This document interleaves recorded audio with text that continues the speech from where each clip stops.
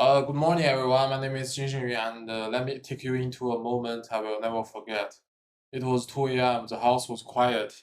I was walking to the kitchen when I noticed a faint blue glow under my 13-year-old cousin's bedroom door. Curious, I peeked in. He was lying there in bed, face lit by the screen, scrolling through TikTok. His eyes were red, tired, but he just kept scrolling. I asked him softly, "Why are you still awake?" He whispered, "I don't know, I just can't stop."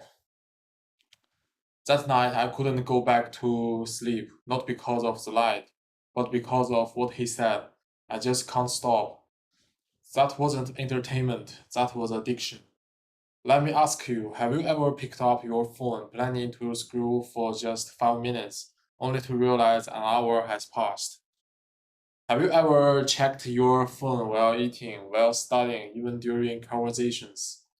Do you feel restless without it? If we adults struggle to put the phone down, imagine the battle a teenager faces with a still developing brain.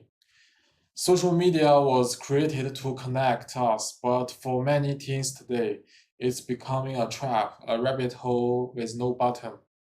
That's why I believe it's time we stop treating this as just a family issue. It's time we act. It's time we legislate.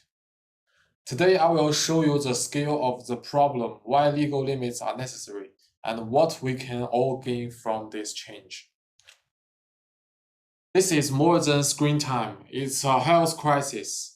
Just last year, the US Surgeon General released a public advisory stating that social media poses a profound risk to the mental health of adolescents.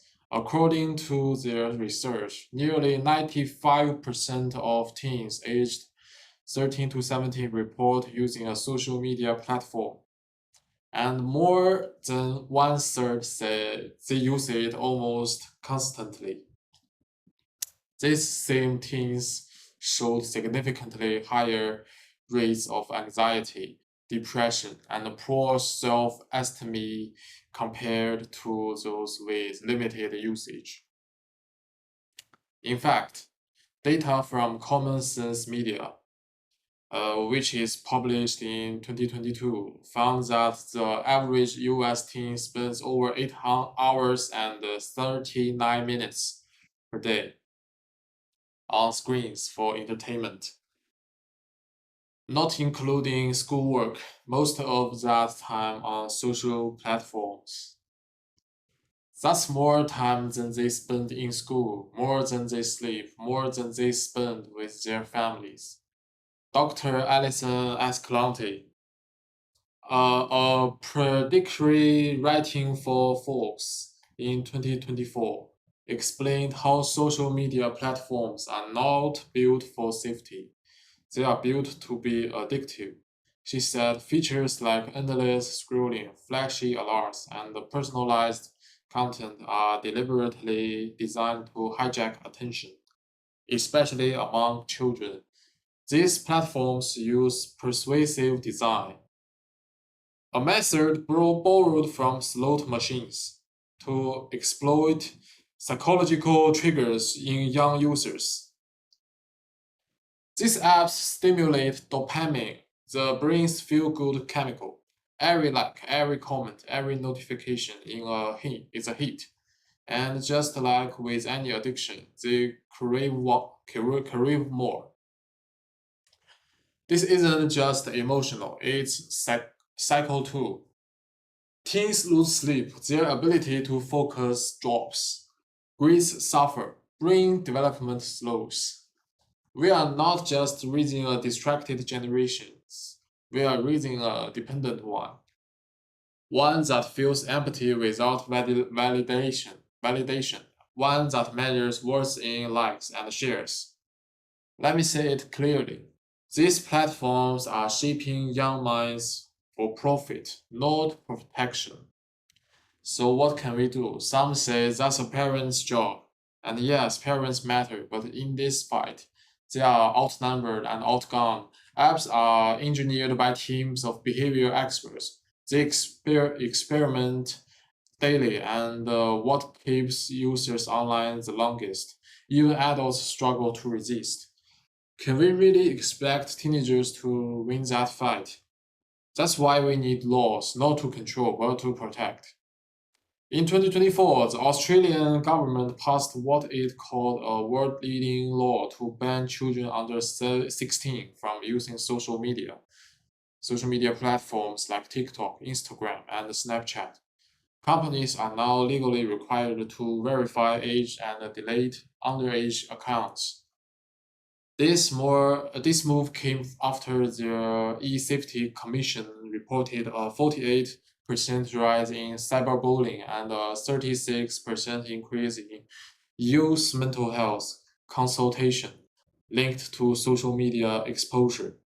Meanwhile, France is considering a ban under age 15, and in the US, the senator introduced the Kids Online Safety Act, which is also known as KOSA, requiring platforms to disable addictive features for minerals.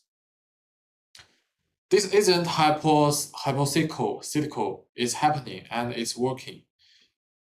Just as we don't let 12-year-olds drive cars, we shouldn't let them navigate a digital highway full of manipulation and stress without a seatbelt. It's not about banning the internet, it's about creating guardrails, like what we do for alcohol, smoking, and gambling. With with clear age limits, time caps, and enforcement, we can make the digital world safer for those who need it most. What if we do to take action? What if we draw the line? First, teens would sleep better according to the American Academy of Pediatrics. Adolescents need 8 to 10 hours of sleep per night. Yet, studies show that 70% of teens who use their phones late into the night sleep less than 6 hours. A UK study by the University of Glasgow found that reducing screen time after 9 a.m. significantly improved sleep quality and reduced next day stress and irritability in teenagers. They would be less anxious, less burdened by the fear of missing out, more at peace with who they are. Second, they would be focused more in class. The National Institution of Health, NIH, found that frequent social media multitasking is associated with reduced working memory and slower information recall in adolescents. Schools in Finland and Sweden that piloted phone bans during class hours, reported a 13 to 20% increase in test performance over 2 years. With fewer distractions and better sleep, learning becomes easier, memories improves, confidence grows. Third, they would connect better in real life. A longitude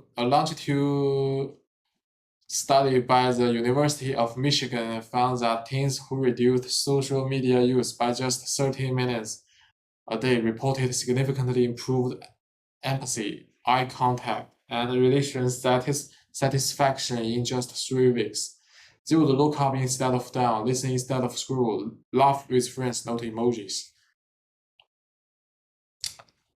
This isn't about taking technology away, it's about giving them back balance. Yes, social media has benefits. It connects, it educates, and it empowers. And yes, teens should learn how to use it, but the answer isn't to throw them into the deep and the hope they swim. The answer is to teach them how to swim while keeping the sharks out of the pool.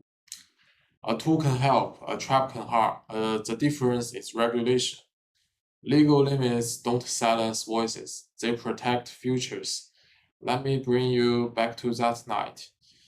Uh, One boy, one scream, one soft whisper, I can't stop. Now multiply by millions. Millions of teens, millions of quiet bedrooms glowing with blue light. Millions of minds slowly unraveling in a loop they never asked for. Let's urge our leaders to act. Let's push for laws that protect youth from digital addictions. Let's remind the world that childhood is not for sale. This isn't censorship, this is compassion. And it's time. Thank you.